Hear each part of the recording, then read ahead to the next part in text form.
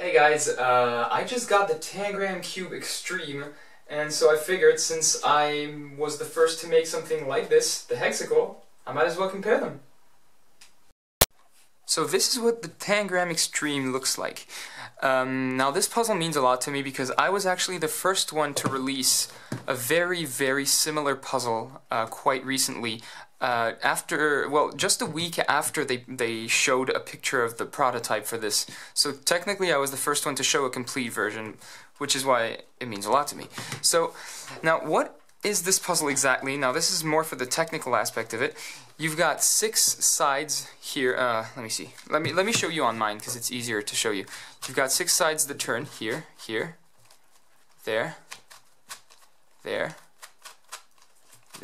and there. And then you've got the top and the bottom here.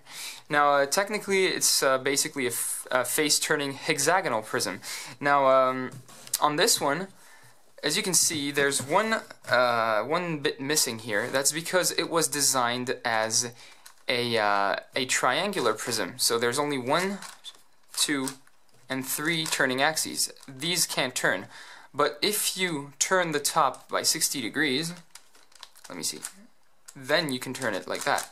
So these puzzles are the same, except this one is easier to play with because there is that cut right here. But that makes it more mechanically complex, and this one had to be mass-produced, so it's simpler. Now, first impressions. Okay, it's very smooth, so the quality of the plastic is quite good. I guess it corner cuts a bit, so let's see, if I do this, it can turn. If I do this, it can still turn. Fine. Now I'm assuming since it's the same mechanism as mine, you can change the shape and make it shapeshift, like that. Alright. So when it comes to solving this, it's going to be about as easy as solving that one. If not a bit easier, because here you've got a lot of parts in the middle layer, right there, that you have to solve. And on the other one, there's only a few, because these parts are bandaged. So yeah, to be honest, when it comes to the mechanical properties, I prefer mine. I think it's better to play with because you can do all the moves you want. This one is limited to these, 3 sides I told you about right here.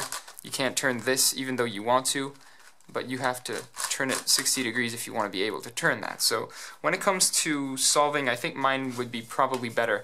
But this one is mass-produced, so obviously it turns much better. Yeah, I think I'm gonna scramble it to show you guys, and then I will try to see if I can compare the mechanisms. All right, so let's see. Alright, it's very smooth, so it's very playable. That's what I like about it. That's a big plus for me.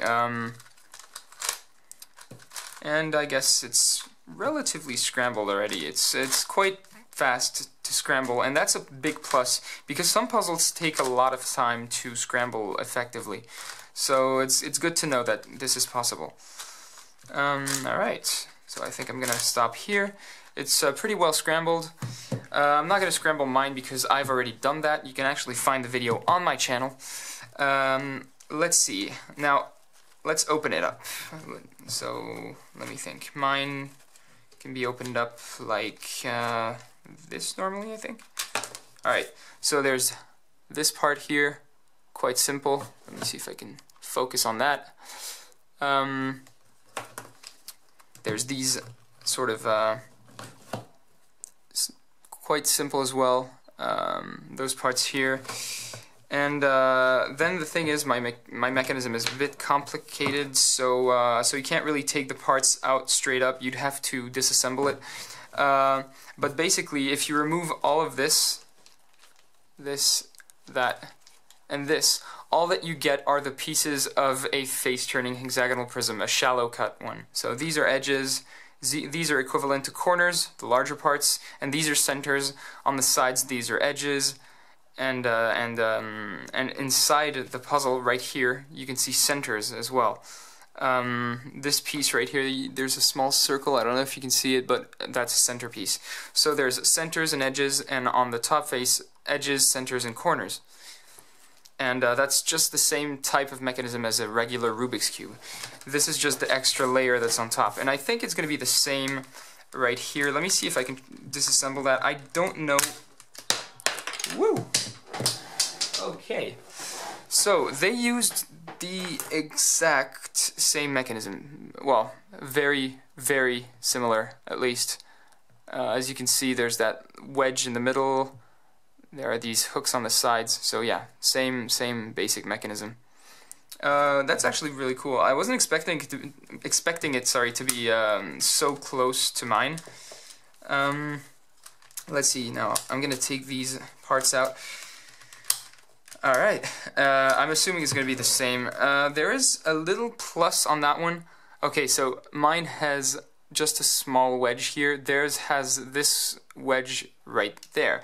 And I think the reason why they did that is something that I don't have on my mechanism, which is, it's good to know. That means they did a good job with it. Let me see if I can take it out. Well, you know what? I'll just put it here. That's the difference basically between the two. It's that they've got the wedge that goes here and keeps it from popping even more. Now, I don't know if that's really something that was necessary, considering I've not really had a pop on mine ever, except maybe on the centers, and I'm not even on those pieces, but I'm not even sure of that. So I don't think so. I don't recall having a pop. If there was one in my solving video, please let me know, because I completely forgot. This was a long time ago, so I don't exactly know. And yeah, so similar, very, very similar mechanisms. They're basically identical. And let's see if I can remove this. If you want to disassemble yours and check it out, you can always unscrew here and see the results, see the inner mechanism by yourself. But overall, it's the same types of parts basically. You know what? I'm gonna finish disassembling this. It's probably good to see the inside, so that I can show you what I was talking about when I said similar to the 3x3's mechanism. Now, if you wait a second, if you remove all those tiny parts that I was talking about, so these centers, well, sorry, these let me see, these edges here, and these sort of small corners. What you get is what I was talking about. So those small small pieces, which are actually hexagonal prism edges, and they are these ones. So as you can see, the mechanism is actually quite thin. So this is what you get. This would correspond. Sorry, I just dropped it. This would correspond to well, basically the interface between an edge and a centerpiece, just like on a Rubik's Cube where you have that little hook right there. The one you would find, let me see if I can open that, right here.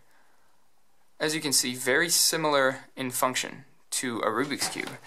So, so yeah, it's actually the same exact mechanism that I used, and you can see that these parts here, they go right there, and they are attached to these larger parts, which correspond to corners. And since they're corners, they've got hooks on that side, hooks on that side, and the one on the bottom, just like on a Rubik's Cube. So yeah, definitely the same mechanism as a regular Rubik's Cube. As you can see, I was saying mine was based off hexagonal prism. Well, since that one is bandaged, the mechanism is actually a bit easier when it comes to centers, attaching centers, because it's based off a triangular prism. As you can see, 3 sides and the top and bottom axes. So yeah. So I'd say my impressions of this puzzle are that it is really great. It spins really well. It's well, especially now, look. It spins really well. It's fun to play with. I can guarantee it because I already played with mine a few months ago. So definitely a puzzle worth buying. Really, they did a good job on the design. So yeah, feel free to go get it.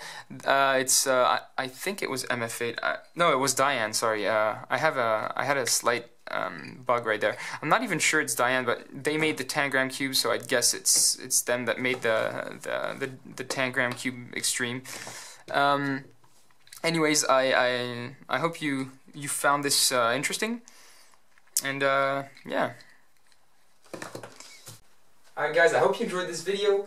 If you haven't subscribed yet, do it now because it really means a lot to me, and yeah, feel free to subscribe to my social networks. Also, for everyone, I just got a new Instagram account to publish my photos as well as spoilers for some of my puzzles, so feel free to check it out, and yeah, I'll see you in the next video.